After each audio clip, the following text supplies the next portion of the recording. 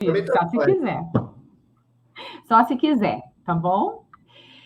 Bom, olá, estou eu aqui mais uma vez com o privilégio de conduzir o meu podcast na Real, sempre com pessoas que me inspiram, com pessoas que, a partir do primeiro momento que eu conheço, eu já estou aprendendo alguma coisa, e dentro do que eu proponho, eu não posso ficar egoísta guardando esse privilégio só para mim. Então, eu estou aqui hoje com o Paulo Ferraz, um amigo bem recente, né, Paulo? bem E recente. que já de cara a gente se deu bem, e já de cara a gente teve uma experiência juntos e eu adorei, e por isso estou trazendo ele aqui para ensinar um pouquinho para a gente, dentro da experiência que ele tem. Paulo, bem-vindo.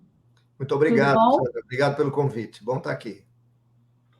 Obrigada a você, o privilégio de dedicar seu tempo, que eu sei que tempo é dinheiro, tempo é uma coisa, não só dinheiro, mas é aquele tempo também de descansar, de curtir a família, então o tempo hoje é muito precioso para a gente. Tempo é Paulo, sempre conta... Oi, precioso, mas desculpa. tempo é sempre precioso, mas esse é muito bem empregado. Fique à Ai, vontade. querido. Nossa, você é ótimo, muito obrigada. Paulo, queria que você se apresentasse aqui nesse bate-papo. Quem é o Paulo, o executivo de experiência, a pessoa Paulo também, para que as pessoas possam aí conhecer um pouquinho da tua jornada. Muito bom. Meu nome é Paulo Ferraz, sou brasileiro, estou bastante tempo na estrada, mais de 40 anos. Trabalhei em empresas multinacionais de grande porte, de médio porte. Tive uma oportunidade de fazer uma carreira na América Latina, trabalhar com muitas culturas, cultura americana, que foi a maior parte da minha carreira, cultura brasileira, empresa local, com gestão internacional, cultura japonesa, e isso me deu uma visão, cultura europeia, não posso esquecer também, e isso me deu uma visão bastante interessante do mundo dos negócios, principalmente do ponto de vista de organização. Sou casado há mais de 40 anos, tenho 2 filhos já grandes, moro no Brasil, hoje eu moro fora do Brasil, eu vim para cá, para os Estados Unidos, por uma razão profissional e acabei ficando. E mais recentemente, me aposentei da carreira de executivo formal na área corporativa, mas como não me aposentei da vida, estou aqui adotando uma nova atividade de consultor, conselheiro, palestrante e aprendendo e continuando aprendendo todos os dias, como uma oportunidade que eu tenho com você hoje, Sandra. Ah, Esse querido. sou eu. Não, esse é você. Esse realmente é um privilégio, principalmente por essa jornada que você está trazendo de conhecer várias culturas. Às vezes a gente aqui dentro da cultura brasileira ainda tem trabalho, ainda tem dificuldade de navegar, né? E você, como líder, como executivo que foi dentro desse cenário, como é que você vê a grande diferença do líder em cada uma dessas culturas, né? A gente tem uma visão aqui ocidental de que a cultura japonesa é mais hierarquizada, mais machista. A gente vê aqui a cultura americana, existe aí a visão de que a cultura americana é um pouco mais agressiva. Como é que você leu ou viu sua experiência dentro dessas culturas diferentes? O que mais te marcou? Eu acho que isso que você comentou faz muito sentido. Olhando, por exemplo, do ponto de vista de negócio, a diferença entre o japonês e o americano, o japonês planeja o carro de corrida, demora para lançar e quando lança é um carro campeão. O americano faz o carro, coloca logo na pista e vai fazendo os ajustes durante a corrida. Então, são atitudes diferentes, mas do ponto de vista organizacional, né? Mas eu olho a coisa muito pelo lado das pessoas. E eu acho que ser humano é ser humano. Ser humano, ele está em todos os lugares, os valores não são muito diferentes. Claro que os valores da cultura são diferentes. Eu me lembro uma vez, conversando com uma pessoa, que ele me dizia no Japão, que em primeiro lugar na hierarquia de prioridades dele vinha a empresa, depois vinha a família. Então, essas são coisas que têm nuances diferentes, mas apesar de ser uma sequência diferente, todas estão mais ou menos dentro do mesmo cesto, né? Pode ter peso um pouquinho maior numa cultura, peso um pouquinho maior na outra, mas no fundo, todos nós somos seres humanos que nascemos com o objetivo de estar aqui e, se possível, ser feliz, que eu acho que isso é que todos nós perseguimos. Então, essa coisa não tem. Muito tem de usos e costumes, isso sim, aí eu tenho uma experiência bem interessante para contar nos Estados Unidos, onde você ouve algumas pessoas falando muito sobre como eles são na vida pessoal e como são diferentes na vida profissional. Então, é como aquela história, no caso dos Estados Unidos, o role model é uma coisa tão forte que as pessoas têm que seguir, que eles quase têm dupla personalidade. Então, esse tipo de coisa, você tem que ter a capacidade de leitura, de entender e poder fazer com que o máximo as pessoas vivam em plenitude a sua vida, a vida que desejarem, né? Então, eu acho que são essas nuances, né? Eu acredito muito, eu sempre fui um executivo muito focado em fazer através dos outros. Eu nem sei se eu devia ter nascido RH, mas eu fui muito RH durante toda a minha vida e gosto muito de gente, gosto de trabalhar com gente. Esse eu acho que é o meu diferencial.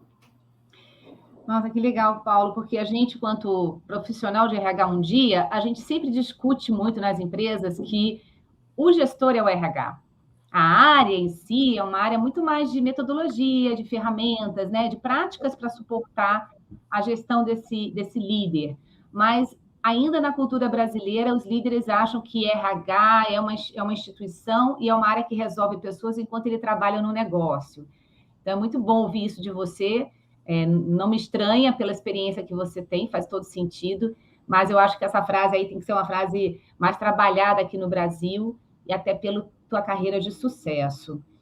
Agora, você tem uma experiência fantástica e você falou um pouco aí da tua navegação dentro da cultura japonesa, europeia e americana. E uma coisa que me dá assim, uma curiosidade é o que a gente chama de adaptabilidade, uma competência muito forte, que é raro, mas as pessoas podem desenvolver. Você trabalhar nessas três culturas, já é claro para mim que você tem uma adaptabilidade muito, muito alta como competência. Mas o que você adicionaria como competência, além da adaptabilidade, que você sentiu que foi isso que me deu sucesso, foi isso que me fez conquistar o respeito e a admiração dentro das estruturas que você estava? Primeiro, eu acho que o que move, o que deveria mover todo mundo é projeto de vida, né? Eu acho que se você tem um projeto de vida para você, aí você vai ter a competência da adaptabilidade, vai ter a segunda competência que eu considero muito importante, que é a resiliência, né? Porque as coisas são como são, né? Não são como você gostaria que fosse. Mas se aquilo é seu projeto de vida, você vai enfrentando e vai resolvendo. Eu faço, às vezes, comparações muito simples, é como querer estar casado. Casar não é fácil. Querer estar casado, você pratica todas as habilidades de gestão que você pode falar, porque você tem aquele projeto. Senão, a coisa mais fácil é sair. É sair do casamento. Mas, se você quer, e aquilo é um projeto para você, aquilo que você faz parte do seu valor, faz parte da sua realização, o resto tudo você vai arrumando, você vai organizando. Mas eu adicionaria, além dessas qualidades pessoais, você falou um tema, o que você conseguiu para ter respeito, eu acho que é entregar resultado, né? As pessoas são contratadas 99,999% das vezes porque as empresas têm um problema para ser resolvido. Eu não conheço ninguém que foi resolvido, que foi contratado porque alguém disse, olha, vou te dar um presente, não tem nada para você fazer. Então, você vai ser contratado. Eu não sei, nunca aconteceu comigo. Quando me falaram que não tinha nada para fazer, eu achei, né? Porque sempre tem o que melhorar, tudo depende de uma visão. Eu acho que uma visão externa ajuda muito, desde que você entre com aquele respeito da cultura, porque você não vivenciou. A empresa, eu falo isso, outro dia escrevi uma coisa no LinkedIn sobre nova direção, né? Que tem gente que chega e já quer pôr a tabuleta lá sobre nova direção, mostrando para que veio. Eu acho que se você quiser realmente uma mudança consistente, você tem que saber que você entrou, a empresa já tem uma história, as pessoas que estão ali já têm uma história, eles não chegaram ali de graça, eles foram avaliados por outros profissionais e se mantiveram porque outros critérios, outras cabeças falaram para eles que eles estavam indo bem. Então, cabe a você olhar daí para frente, respeitar e tentar entender. Normalmente diz que tartaruga não sobe em poste, né? Mas você chega novo numa empresa, você olha, se você se dá o tempo, você vai achar a tartaruga no poste. Em vez de você querer tirar, tenta entender por que puseram lá. De repente, até se tira. Mas, de repente, não precisa e tem outra batalha para você brigar. Então, eu acho muito importante isso, porque com isso você consegue criar uma equipe de alta performance e entregar resultado. Você entregando resultado, a sua autossegurança é muito maior e o respeito vem. E essas duas coisas andam muito juntas, eu diria, porque quando você sente que você sabe porque você está naquele lugar, que você sabe o que você está produzindo, ninguém se mete com você. E se alguém se meter, para isso tem um negócio chamado empregabilidade. Você vai bater asa em outro lugar, vai ser feliz em outro lugar. Então, acho que isso dá um peso muito grande, mas precisa dessa noção que você foi contratado para alguma coisa. E tem que entregar a pizza, como eu brinco. Não, fantástico, em todos os níveis, né? Acho que é esse compromisso. Ouvindo você falar, e principalmente trazendo a questão do role model e agora a questão do resultado, eu vejo muito ainda o executivo, e aí falando do papel de liderança, né? Porque você tem bastante experiência nesse papel, ainda busca a sua agenda pessoal. Ele não busca necessariamente uma promoção do resultado da organização, que é uma equação simples, né? Se a empresa ganha, eu ganho. Mas a gente ainda deixa aqui no Brasil, e aí eu não sei nas outras experiências fora do Brasil, mas eu vejo ainda muito ego. E aí esse role model, né, vai se titulando porque ele tem sucesso, ele não deveria ser um role model, mas ele está se tornando porque as pessoas veem que é aquilo que está funcionando aqui. Como é que você vê isso também fora do Brasil? Existe essa questão do ego acima do resultado, do objetivo comum da empresa? Voltamos à questão de ser humano é um ser humano, independente do idioma que ele fale ou a cultura que ele esteja, né? Então, isso existe, claro que existe. E tem algumas culturas, dependendo principalmente do líder principal, que isso é até valorizado, né? Mas aí eu brinco que muitas vezes esse ser humano 2, que seria um vice-presidente, que está cultuando o seu ego, etc. e tal, e é valorizado pelo líder maior, que seria o CEO, normalmente é porque ele é o alter ego do CEO, alguma coisa que o CEO queria fazer e não consegue, né? Então ele vê naquilo, oxa, esse é o meu bad boy, eu vou valorizar isso. Quando não vê como isso está prejudicando a organização como um todo. Nas minhas conversas de mentoria, consultoria, de organização e tudo mais, eu digo, para mim, se você tiver que buscar um role model, não busque uma pessoa, busque uma competência. Então, qual é a competência que você quer desenvolver? Eu quero desenvolver falar bem em público. Aí você vai identificar que pessoas falam bem em público. E você vai olhar aquela competência que você quer desenvolver. Porque tirando nós dois que estamos aqui presentes, Sandra, ninguém é perfeito, além de nós dois. Né? Não tem aquele, fulano é role model. Não, fulano é role model na competência X, mas ele pode ser um desastre na outra. Então, não tem a quem seguir. Tem competências que você queira desenvolver e pessoas que as fazem muito bem. E aí você deve procurar entender o sucesso dessas pessoas na competência que você quer desenvolver, aprender com elas e adaptar.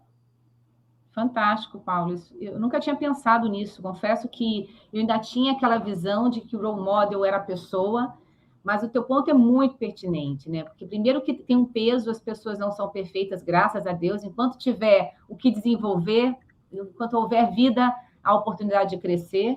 Mas principalmente porque eu posso aprender com vários, né? Foi o que você falou. Você pode ser meu role model, por exemplo, em resiliência, né? Em adaptabilidade. E eu posso ter outras pessoas. Bem bacana isso. Acho que esse conceito a gente nem fala aqui no Brasil. A gente fala muito da figura como um todo. Mas você tem total razão.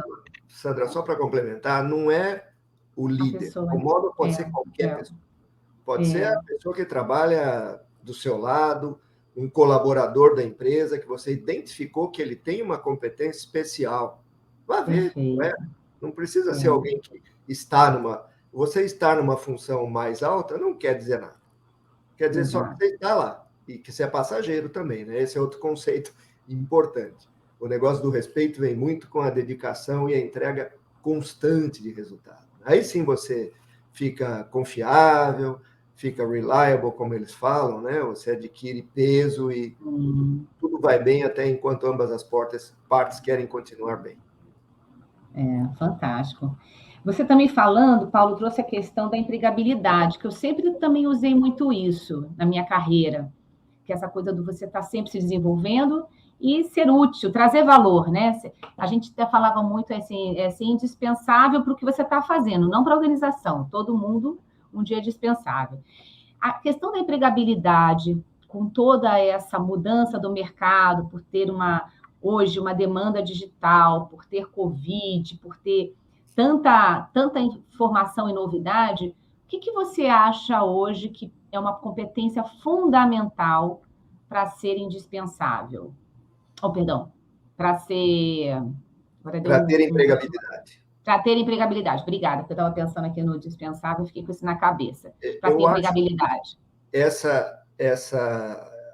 Esse tema que nós tocamos no começo da flexibilidade é muito importante, né? Porque nós estamos em pleno processo. Ninguém sabe onde vai terminar isso, nem como vai ser, entre aspas, o novo. Ninguém sabe como vai ser o novo, né? A gente sabe que as coisas estão mudando, todo dia elas mudam, todo dia vem alguma novidade. Então, não dá para dizer qual é a receita para o próximo passo, já que nós estamos em pleno voo. Por isso, você tem que ser flexível e se adaptar e ir cuidando de você nesse processo. Eu tenho hoje em dia uma preocupação muito grande, queria só comentar um tema aqui, talvez a gente possa falar até mais tarde, sobre a história da saúde mental. Eu vi que você colocou aquela enquete, eu respondi, a saúde mental ganhou com 35%. Eu acho que isso é, para mim, uma das coisas mais importantes, porque, para mim, saúde mental tem a ver tudo com a história da felicidade de cada um. Felicidade tem que ver com equilíbrio, e equilíbrio tem que ver com produtividade de empresa. Então, você acaba girando o ciclo. Se essa primeira parte está desorganizada, não dá para esperar que você vai ter pessoas engajadas e comprometidas, né? Porque se a pessoa está precisando de alguma ajuda e não está equilibrada, o resto não vai sair. Eu não sei se você teve a oportunidade de conhecer um livro chamado Well-Being. É um livro que foi baseado nas pesquisas Gallup. Ele define 5 áreas de bem-estar, vamos chamar assim, traduzindo para o português. A primeira é a carreira. Surpreendentemente, ela está acima de qualquer outra coisa, porque é onde você consegue produzir valor. Na carreira que você consegue dizer para que você veio nesse mundo. É onde você consegue tocar pessoas, tocar negócios, enfim, dizer para que você veio, ajudar, né? Na minha opinião, muito simplista. E isso é o grande gancho para você manter o seu equilíbrio e depois poder complementar com os outros 4, perdão, que no total são 5. O segundo é o bem-estar social, o terceiro é o financeiro, o quarto é o físico, que é a saúde, e o quinto é a comunidade. Então, mas ele começa, eu acho, ele tem um exemplo muito forte que ele diz: se você ficar sem emprego durante mais de um ano, mas quando eu digo sem emprego, é sem realmente ter o que fazer, não é emprego, carteira assinada, estou dizendo sem ter como contribuir, o impacto na sua saúde é pior do que você passar por um luto. Você recupera do luto mais rapidamente do que você recupera ficar muito tempo sem contribuir com alguma coisa. Olha. É bem interessante esse livro, eu recomendo bastante. Vou procurar. E volta ao tema principal, né? Quer dizer, se você está bem na sua carreira, e para estar bem na sua carreira, você precisa estar bem com você mesmo, você precisa estar com uma boa saúde mental, você precisa achar valor naquilo que você está fazendo e precisa ser reconhecido. O resto vem. Então, esse emaranhado de coisas tem em qualquer cultura. Aprendi mais uma coisa com você. Já tinha aprendido essa visão da competência para o role model em alguns minutos de conversa, 20 minutos, e já aprendi agora sobre o livro da Gallup, porque eu vou dar uma procurada, assim, adoro todo o trabalho da Gallup, aliás, uso bastante a pesquisa de pontos fortes, né, que eles trazem lá com o Marcus Buckingham, que é muito legal. Agora, tem uma coisa, Paulo, que eu vejo em você, aí não posso me furtar pelo olhar mais comportamental, e a gente começou nossa conversa antes até de começar a gravar, e eu estava falando de você e do Silvio Genesini, que é uma pessoa também que eu sou muito fã, que admiro. Que vocês têm uma experiência, você foi vice-presidente da Epson, foi CEO, você foi também executivo sênior da Philips. Vocês têm uma generosidade, sem demagogia, e uma humildade para se colocar com pessoas mais jovens de experiência na carreira muito grande. E aí eu não consigo deixar de atribuir o sucesso de vocês, essa jornada de vocês, a esse comportamento. A gente, quanto ser humano, e você falou ser humano integral, como profissional, se a gente não estiver com esse ouvido, com essa predisposição até no coração de aprender e de ouvir, a gente não consegue se conectar com outros, você concorda? Concordo, sim. Eu acho que, para mim, eu tenho um valor muito forte na minha cabeça, que é nós não somos nada, nós estamos alguma coisa, né? E para você continuar a estar, você tem que ter esse processo de comunicação, esse processo de humildade, de você conversar com pessoas, reconhecer que ninguém sabe nada, todo dia você está aprendendo. Então, esse negócio que às vezes você lê, não, geração Y, geração Z, são demandas que as pessoas têm. Vamos aprender, vamos ver se esse é o grupo que vai trabalhar amanhã, vamos trabalhar com eles. E vamos ver o que eles estão querendo, o que fala ao coração deles, o que precisa que eles se engajem e sejam produtivos. No final do dia, eu acho que o que um executivo deve buscar é o resultado para a empresa. E o resultado para a empresa nunca pode ser perdido de vista, porque, de novo, para isso que foi contratado. Mas você pode fazer isso através de uma cultura muito positiva, inclusiva, engajadora, e um time de alta performance, onde se você sair, o time vai continuar por inércia, porque eles acreditam naquilo que eles fazem, e esse sempre foi a minha crença. Ou você pode jogar o outro jogo, que é você manda, eu obedeço, e se eu sair desmoronando tudo, porque ninguém acreditava, só fazia por medo. Então, eu acho que são coisas muito diferentes. Eu nem reconheço a segunda, porque toda a minha vida joguei a primeira, e graças a Deus sempre deu muito certo. Eu acho que é importante você ter essa visão de que você está temporariamente em alguma coisa, você não sabe nada, e juntos somos mais fortes que um sozinho. Sempre. Sempre, né? E faz todo sentido. Eu também fiz um post há um tempo atrás sobre isso, líder dispensável. Grande gratidão, o orgulho do líder deveria estar nesse objetivo, quanto que ele se torna dispensável naquilo que ele faz, para que o time possa navegar. É um sinal de que ele entregou, de que ele desenvolveu as pessoas, que o time tem autonomia, né? Então, é um exercício difícil, que eu tento aprender e seguir aí dentro do conceito do role model, essa competência de generosidade sua e do Silvio, porque eu acho que isso é muito de dar espaço para o time. Enquanto a gente também não dá espaço, a gente não cresce, né? Absolutamente. Se eu sou um líder medíocre, eu tenho um time medíocre. Se eu tenho um time medíocre no sentido mesmo humano, de competências, eu vou também ficar limitado, e eu não tenho crescimento, né? Eu acho que nisso que você está falando, a grande realização do líder é ter uma equipe, como você falou, um líder dispensável, ter uma equipe que se gera com autogestão, né? Onde ele conseguiu passar os valores, a visão, a missão da empresa, enfim, criou uma condição em que as coisas começam a acontecer apesar dele. E ele começa a se surpreender de ver coisas, olha, as coisas estão... E dá mais espaço ainda para as pessoas poderem produzir. Isso está muito ligada a uma cultura de aprendizado contínuo, né? Uma cultura onde as pessoas não têm medo, uma cultura onde elas não têm medo, mas elas têm responsabilidade. E elas sabem que se errar, tem que ser responsabilizada por aquilo.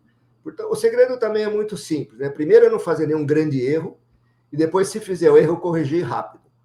Isso a coisa você vai aprendendo, você vai fazendo, e todo mundo, no final do dia, ganha-ganha. Né? Eu acho que eu tive várias etapas da minha vida onde eu tive essa sensação de, puxa vida, as coisas começaram a acontecer apesar de mim, ou seja, já não sou mais necessário, e te confesso que foi de extrema satisfação. Extrema. Eu concordo. E uma coisa que você tem falado bastante aqui na nossa conversa, Paulo, e eu concordo plenamente, é que a gente tem que trabalhar para entregar aquilo que a gente se comprometeu no nosso papel, né, no nosso contrato com a empresa. E que aqui no Brasil, o RH ainda tem muito medo de falar de resultado, de lucro, achando que isso é contrário à gestão de pessoas, onde eu não concordo. Né? Na minha visão, quanto mais eu tiver resultado na minha organização, mais eu tenho oportunidade de emprego, mais eu tenho oportunidade de crescimento. Como é que é isso visto? Eu tenho uma visão da cultura americana, mas como é que isso é visto aí na cultura japonesa, europeia, em relação a tratar a questão de lucros, tratar a questão de resultados como bom para todo o ecossistema, né? Não só para os acionistas, não só para a liderança? Eu queria dividir isso em dois pedaços. Primeiro, eu acho que é tratado lá fora, vamos falar lá fora, tanto nos Estados Unidos, quanto na Europa, quanto no Japão, de uma maneira mais formal. Porque como tem toda aquela história da bolsa, os resultados são mais abertos, então essas coisas são mais... agora não podemos falar nada, porque estamos no período de silêncio, agora vamos comentar e etc. e tal, mas como essas coisas são muito abertas, não tem necessidade de falar. Eu quero fazer a segunda parte desse comentário, que é o seguinte: ninguém gosta de torcer para time que só está perdendo. Então, eu acho que o resultado positivo é um grande fator de engajamento. Eu acho que o resultado positivo tem sim que ser comemorado, tem sim que ser comentado em toda a organização. Porque as pessoas vão saber que seu trabalho está sendo valorizado não pelo seu chefe, mas pelo mercado. Porque a empresa está indo bem. Elas vão se sentir melhor. E essa também é a oportunidade do líder esperto colocar a meta um pouquinho mais alta. Porque já aconteceu aquele, agora a próxima é um pouco mais alta, e aí você faz com que a cultura da organização seja essa cultura de querer mais de uma maneira positiva, né? De ser uma cultura de organização que ela de realização e não de desculpas. Olha, eu fiz o melhor, eu tenho que fazer o melhor que eu posso nas condições que eu tenha. Pode ser que eu não atingi o resultado, mas eu com certeza atingi, fiz tudo o que eu podia com as minhas competências, nas condições que se apresentavam. E não ficar explicando por que eu não consegui fazer isso, não consegui fazer aquilo. Então, você sai da gestão da desculpa e entra para a gestão da realização. Então, eu vejo o resultado como uma excelente ferramenta. Agora, se você quer dizer, eu não vou falar o resultado, porque eu não quero pagar PLR, eu não vou fazer outra coisa, aí isso não é gestão, isso é uma visão diferente de usar. Para mim, recursos humanos é um dos grandes business partners que eu sempre tive na minha vida, e sempre tiveram envolvidos em toda a estratégia da empresa, na criação de tudo, porque são o canal de comunicação que ajuda o executivo, está olhando em todas as camadas, está olhando com todos os colaboradores e ser retroalimentado como a mensagem está chegando. Então, eu acho que é fundamental isso, eu acho que recursos humanos todas as áreas são importantes, mas como eu sou muito focado em fazer através de pessoas, essa, para mim, é uma área de diferenciação. Eu acho que o maior fator de competência de uma organização e de diferença de uma organização são as pessoas. Você pode comprar tecnologia, você pode copiar e melhorar processos, mas pessoas dedicadas, engajadas, trabalhando aquela milha extra, só com uma boa cultura, só com alguém que realmente queira se dedicar pela causa. Nossa, fantástico. Música para os meus ouvidos. Pena que eu não trabalhei com você. Trabalhei com muita gente boa. Hoje. Então, Pois é, você veio com muito líder bom, mas assim, adoraria trabalhar com você também como líder. Nunca é tarde. O Paulo. Oi? Nunca é tarde, né? Quem sabe? O Paulo, você tem muita coisa bacana aqui para a gente falar e eu não posso perder esse gancho do RH. ainda aqui no Brasil, e eu estou há 30 anos na área de RH, estou dentro da ABRH, do CONAR, enfim, e a gente sempre vê aquela coisa do RH tentar ser um RH estratégico. E aí, ainda tem uma leitura míope de que o RH estratégico é aquele que está com o CEO dia e noite, nas reuniões do CEO, na agenda do CEO, e acaba se descolando um pouco do dia a dia, da realidade da organização. Eu falo até que ele não vai na fábrica, não não calça bota para sentir o calor no dia a dia. Você, como líder, o que você buscava de competência ou de comportamento na tua primeira pessoa de RH, no teu braço direito ali, o líder dentro de RH? Alguém que pudesse entender as necessidades do negócio e transformar em propostas. Então, quando a gente fala desse RH estratégico, é importante realmente ele entender quais são as necessidades do negócio. Mas eu concordo em gênero, número e grau que não pode perder o chão de fábrica, como a gente chama, né? Porque é lá que as coisas acontecem. Então, se você quer fazer uma mudança, eu fiz várias transformações organizacionais durante a minha carreira, graças a Deus, com muito sucesso. Se eu posso marcar alguma coisa na minha vida, é essa experiência de transformação organizacional. O RH funcionava para entender o que precisava ser feito e também para me retroalimentar de como essa informação estava sendo entendida e tinha chegado em quem tinha que fazer. Perfeito. Porque aí é que o líder vai poder dosar e ir ajustando os passos. Porque eu acredito que você sabe, um líder deveria saber onde quer chegar. Mas ele não pode pedir para a organização uma transformação maior do que a organização pode aguentar. Então, isso tem que ser feito com muita paciência, com muita determinação, mas passo a passo. Você faz uma fase, experimenta, faz ela ser absorvida, entende como ela chegou até o final, aí você dá o segundo passo, nunca perdendo o rumo que você quer. Dessa maneira, você consegue fazer uma transformação realmente sólida e sustentável a longo prazo. Senão a organização fica perdida. Agora eu quero isso, agora eu quero aquilo, agora eu quero aquele outro. E ninguém sabe para onde vai, sabe o que acontece? Não se engaja. Deixa para lá. As pessoas vão embora. E as pessoas vão embora, né? Não vão embora. Uma vez eu escutei uma coisa que também me marcou muito, né? Alguém me disse assim: você só precisa segurar 3 anos, porque nessa organização eles trocam o líder a cada 3 anos. Eu falei, opa, Nossa. Sabe? Quer dizer, eram 3 anos porque as pessoas fingiam estar engajadas, sem estar engajadas, até que entrasse o novo, eu chamo de herói de plantão, né? O novo herói de plantão para dizer seus novos objetivos e as pessoas fingirem de novo.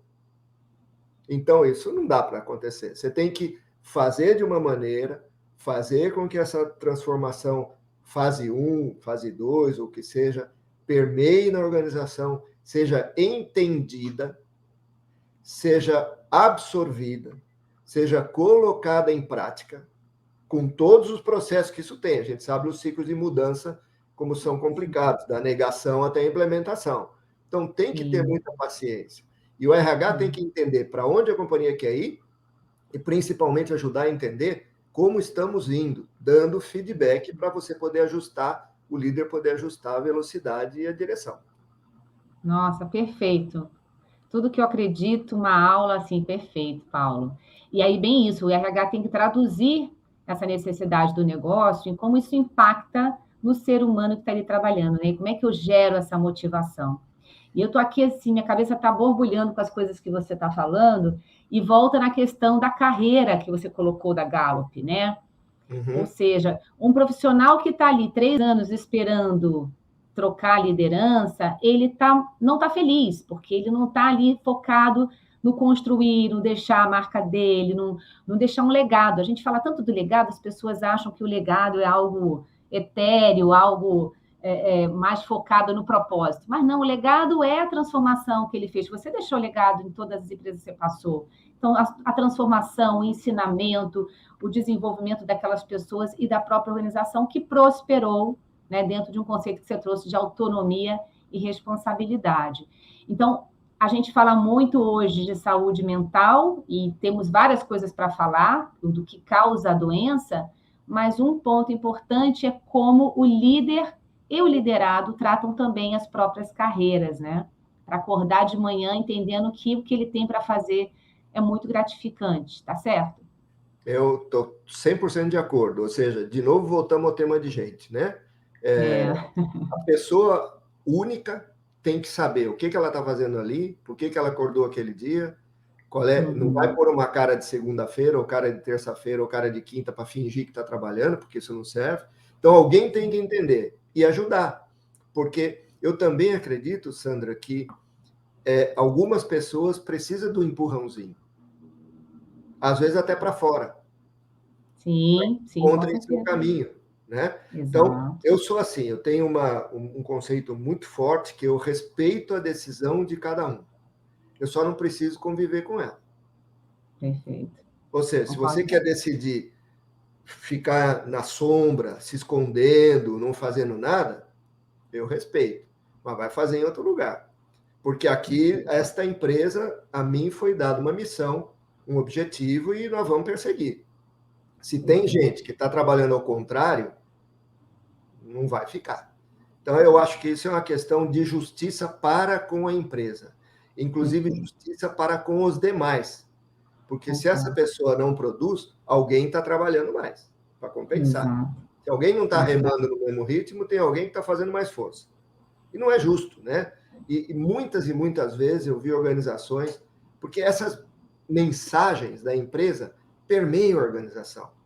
São Perfeito. mensagens subliminares, às vezes. Puxa vida, estou vendo esse cara que não está fazendo nada aqui no meu. Aqui deve ser assim, né? Eu vou fazer igual também, não vou fazer nada. Então, se você quer realmente criar uma cultura, você tem que ser muito consistente com isso. E tirar as pessoas que estão fazendo mal para a organização, na sua visão e na visão da organização. Está cheio de resultado de pesquisa de 360 graus que você fala, nossa, que interessante, né? Essa pessoa se vê de um jeito, mas todos os seus colegas, os seus subordinados, seu chefe a veem completamente diferente. Me parece ser um problema. É um problemão. Parece ser um Não, problema que tem que ser atacado. Até, sim, quem sabe, ajudando essa pessoa a procurar felicidade em outro lugar. claro. Nossa, super, assim, uma coisa que bom ouvir isso de você, eu sinto que eu estou no caminho certo, porque aqui, aí também vamos lidar com os mitos, né? O mito da demissão. Às vezes a gente foi o que você falou, acredito plenamente. Às vezes eu estou ajudando alguém demitindo esse alguém. Porque ele não teve coragem ainda de fazer uma transformação, ele não está feliz, ele não traz resultado, ele contamina os outros. E o pior que você falou, ele está ali ditando um dia a dia que vai virar cultura, né? Que cultura é bem isso, como as coisas são feitas aqui. Então, quando eu olho, eu sou empregado, colaborador novo, e olho um colaborador com esse mindset, com esse comportamento, se eu não me cuidar, eu posso ser muito influenciado. E isso vai perpetuando e trazendo para uma organização doente, né? Ao invés de uma organização próspera, onde todo mundo ganha. Eu acho que se você enfoca essa coisa da demissão, claro, a gente sabe que não é gostoso, né? Bom é dar aumento de salário, dar promoção, mas faz parte do trabalho, não tem como escapar. Exatamente. Então, se você entende isso e faz de uma maneira justa e correta, não tem Perfeito. nenhum problema. Eu nunca perdi o sono por nenhuma das que eu fiz. Inclusive porque toda vez que eu fiz, a pessoa já tinha recebido feedback formal, teve várias oportunidades de melhoria, não reagiu. Então, a pessoa não quis mesmo. A empresa não pode ficar a vida inteira tentando, né? E Uhum. também eu acho que tem uma coisa importante, que é, na hora de demissão, principalmente, trata a pessoa como você gostaria de ser tratado. Você deve tratar todo mundo assim, sempre. Tratar os outros como você gostaria de ser tratado. Mas mais cuidado ainda na hora da demissão, porque a pessoa vai Perfeito. estar mais vulnerável. Você sabe que a pessoa, apesar dela saber que ela está indo mal, que uma hora a casa vai cair, quando ela vai ser confrontada com a realidade, ela escuta só a primeira frase, daí para frente não escuta mais nada. Porque não está preparada psicologicamente para aquilo. Uns estão um pouco mais, outros, alguns sentem até um alívio, né? Porque é como você É, falou, tomaram a decisão por mim. Na verdade é isso, né? Ela não exatamente. teve a coragem de se reinventar, de buscar novos caminhos, e alguém tomou a decisão por ele. Então, também essa pessoa tem que ser ajudada. Seja por um programa de outplacement, seja por um programa de coaching, o que seja. Eu acho que você tem que entender e respeitar que aquela pessoa, enquanto esteve lá, produziu do jeito que a empresa permitiu. Perfeito. Não dá para dizer você foi ruim nos últimos 5 anos. Ué, por que então ninguém tomou a decisão antes, tá certo? Então a empresa Exatamente. permitiu aquilo. Não dá para jogar a culpa só na pessoa. Nossa, fantástico isso. Você Fantástico, concordo também, como plenamente. empresa, é responsável e permitiu. Então, vamos tratar Exato. sempre todo mundo como você Sim. gostaria de ser tratado, principalmente nessa hora que é uma hora difícil. Até porque, se você fizer isso, a pessoa vai entender que você está querendo o melhor para ela. Pode ser que ela, naquele momento ela não entenda, né? Tem pessoas que às vezes não entenderam, mas depois cai a ficha. E como você falou, quem está assistindo vai falar, ó, vou me tratar assim um dia. E aí que quebra. Quando a gente não cuida desse como, né? Como fazer, respeitoso, como você trouxe, com argumentos, com uma história de gestão de feedback, quem está ouvindo, e às vezes é um talento, vai falar, puxa, vão me tratar assim a qualquer momento, então eu vou embora. Então você acaba impactando na cultura, no clima e perdendo, às vezes, pessoas que você não pode perder. Eu Exatamente. sempre lidei muito com executivos, com CEOs, em várias empresas que eu trabalhei, e eu sempre trazia essa questão de que se você não gosta de lidar com pessoas, não deveria estar no papel de liderança. Mas ok, não vai abrir mão disso, né? É. Agora, se você está aqui, faça isso pelo resultado.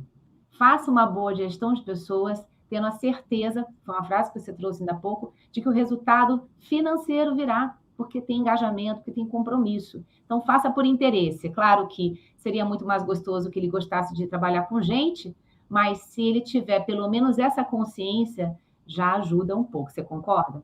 Eu concordo. Você Fica à tocou num ponto. vontade se não concordar. Não, não, não. E você tocou num ponto que eu sempre enfatizo. Para mim, uma das características mais relevantes de um executivo, de qualquer pessoa, mas principalmente em quem está em posição de liderança, é o autoconhecimento.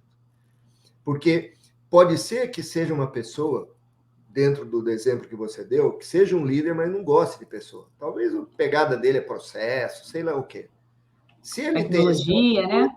Tecnologia. tecnologia, não tem certo, não tem errado, Sandra. Mas se Perfeito. ele tem esse autoconhecimento, ele tem que se cercar de competências que ele não tenha. E aí cresce a competência somada dele, somada a competência de alguém, e o resultado é melhor.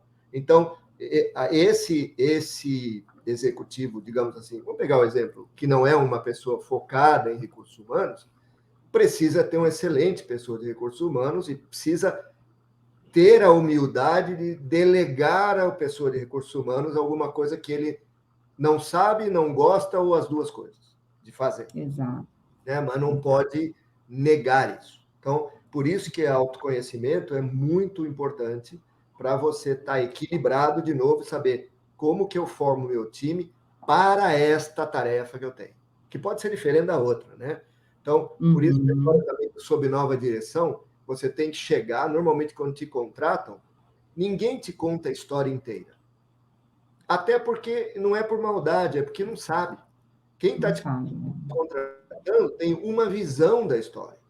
Quando você pula na piscina, é que você vai saber a temperatura da água, a velocidade do vento e tudo isso. Então, é preciso que você, quando entre, tenha a tranquilidade de olhar o que você vai fazer, tentar entender o que está passando, vivenciar o que está passando, antes de começar a tomar decisões.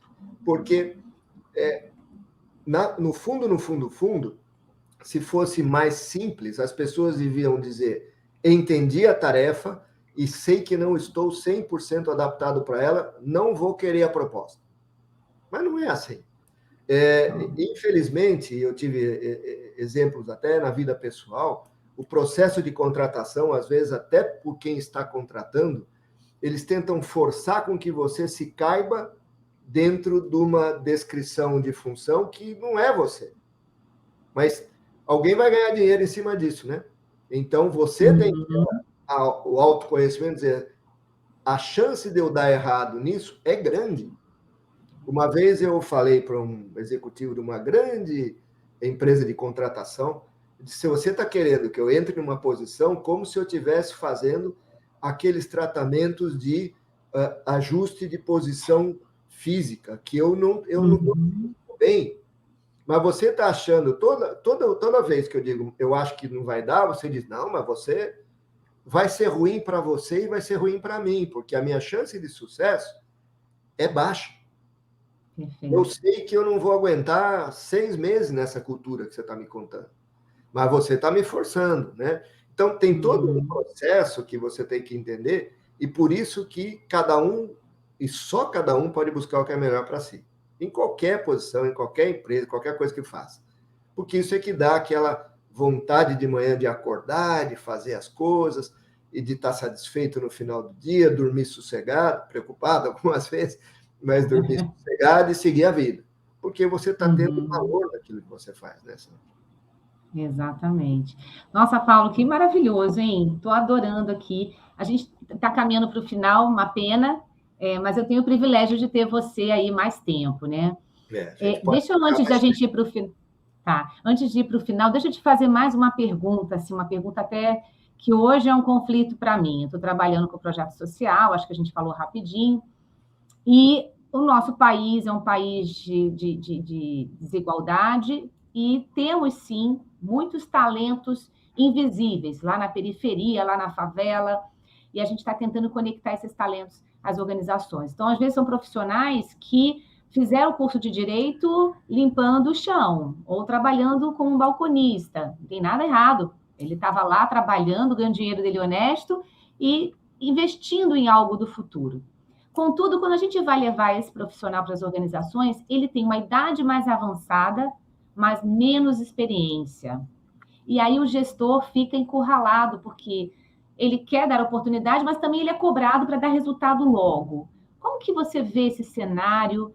E o que você poderia até dar de mentoria já aqui para mim ao vivo, dentro desse nosso podcast, de como que a gente pode minimizar. Não dá para cobrar do gestor, mas também não dá para virar as costas para essa realidade brasileira. E a gente tem um apagão de talentos, né? Primeiro, eu acho que o trabalho que vocês estão fazendo é fantástico. Eu acho que realmente tem muita gente escondida, invisível, e às vezes a gente se surpreende, né? Que essas coisas que você vê alguém que inventou alguma bobagemzinha e começou a fazer, e daqui a pouco é um super mega empresário. Teve oportunidade, né? Eu gosto muito disso pelo ângulo de que alguém que tem que limpar o chão para poder pagar a sua faculdade à noite, tem bala na agulha. Concordo. Sabe? É aquele que quer fazer as coisas. Então, esse é alguém que, a mim, por exemplo, atrai gente. Quando eu vou analisar um currículo de alguém para entrar numa empresa, eu vejo lá de trás, desde que começou e etc e tal, para saber se a pessoa tem vontade. Que isso é fundamental, né? Uma pessoa dessa natureza claramente tem vontade. Mas é bem importante o que você comenta, Sandro, porque a adaptação dele na empresa precisa de um plano muito bem estruturado. É o famoso onboard que a gente já comentou em outras situações, né?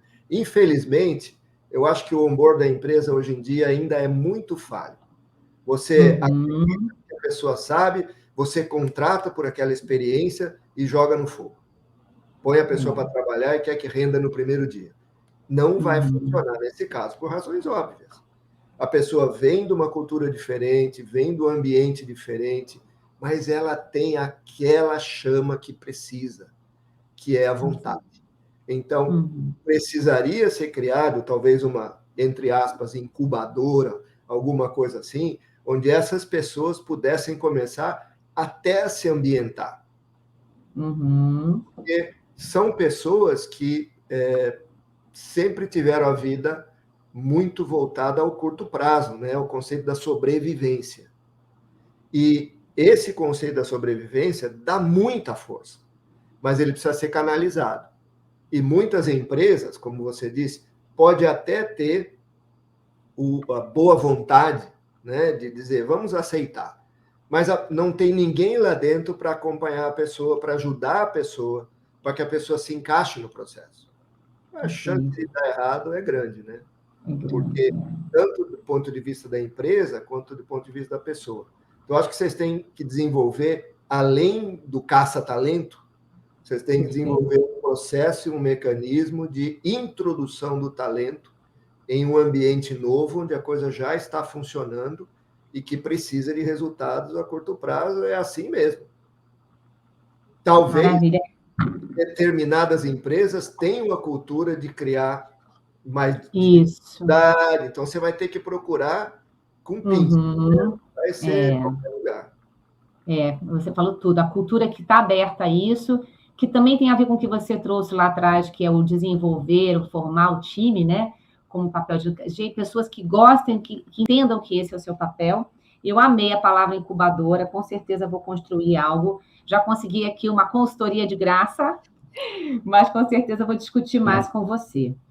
Paulo, eu tenho o privilégio e tive o grande prazer de te conhecer em 2021. Foi 2021 que a gente se conheceu lá Foi ano em passado. outubro, né? Aí, ano Isso. passado, novembro. Participamos Então, de tem esse uma grande live privilégio. juntos. Da live juntos, falando dessa questão do trabalho híbrido, enfim.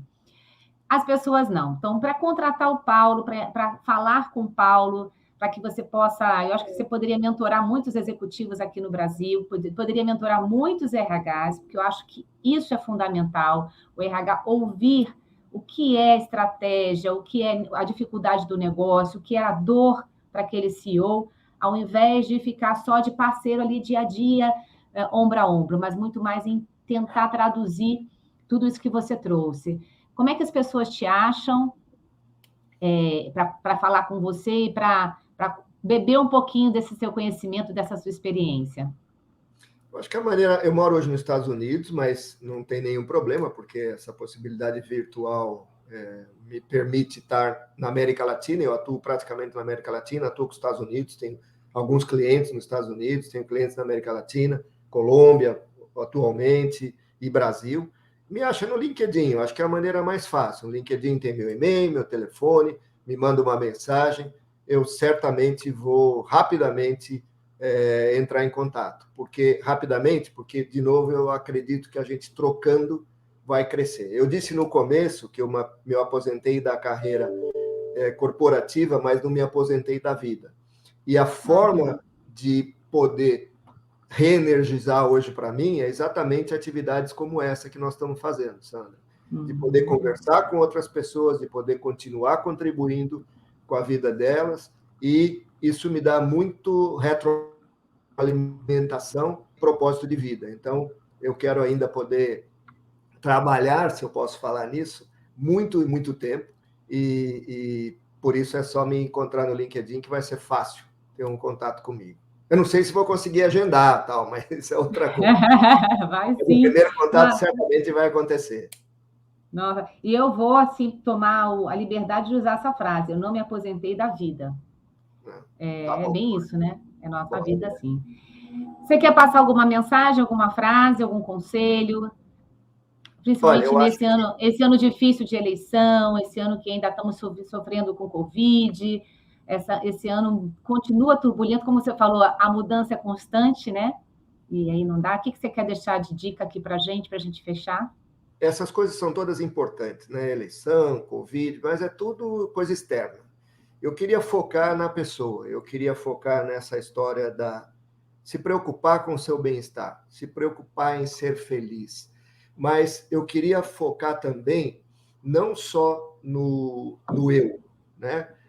Eu queria focar também no outro, porque muitas pessoas eu tenho conversado, pessoas que eu tenho dado consultoria, eu vejo que as pessoas foi normal, mas as pessoas acabaram por conta da Covid se enfiando numa caverna, né? Para se proteger. Cavaram um buraco, se enfiaram no chão e se desligaram do resto. O que é tremendamente ruim, porque o ser humano precisa de convivência social, precisa de estar em contato. A gente é um grupo urbano, né? A gente não é um indivíduo isolado.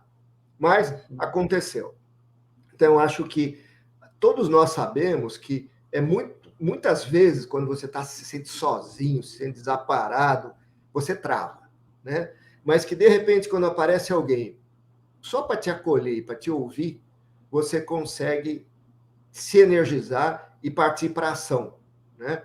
Então, eu diria às pessoas, preocupem-se com vocês, com cada um com si mesmo, para estar bem equilibrado, mas também dê uma olhada no outro. Talvez você possa ter essa boa prática, e eu estou até escrevendo uma coisa, sai essa semana no LinkedIn, chama Seja o Colega que Você Quer Ter. Olha. Para que você tenha essa visão, olhando os outros, e entre em contato, dá uma chamada, joga a ponte para ver se alguém atravessa, sabe? Olha, pensei em você. O outro vai dizer se quer vir ou se não quer, né? Mas você faça isso, porque você vai, entendendo que isso funciona bem e funcionou para você, você pode fazer isso para o outro. Então, de novo, se você estiver bem equilibrado, estiver com boa saúde mental, com boa saúde física, nós vamos enfrentar a Covid, vamos votar bem na eleição, vamos seguir feliz no trabalho e vamos em frente. Agora, se não tiver a pessoa, o indivíduo, de pé, parado e bem equilibrado, o resto fica tudo mais complicado. Com certeza.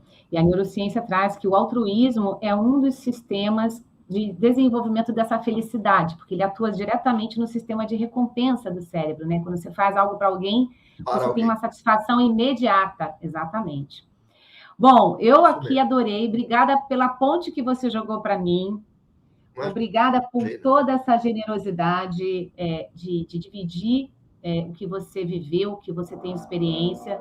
Realmente, quando a gente tem essa sabedoria próxima, esse apoio, tudo fica mais fácil, né? Para que eu vou sofrer os mesmos erros? Eu posso fazer outros erros, mas posso perguntar para o Paulo o que ele fez, o que deu certo e não, e com certeza ajuda muito. Então, gratidão pelo seu tempo mais uma vez, gratidão por essa generosidade de dividir seu conhecimento, e a gente vai se falar muitas vezes.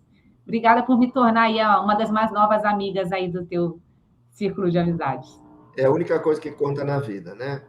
O resto a gente não leva nada, mas a gente deixa alguma coisa. A gente nunca leva nada, mas a gente pode deixar alguma coisa.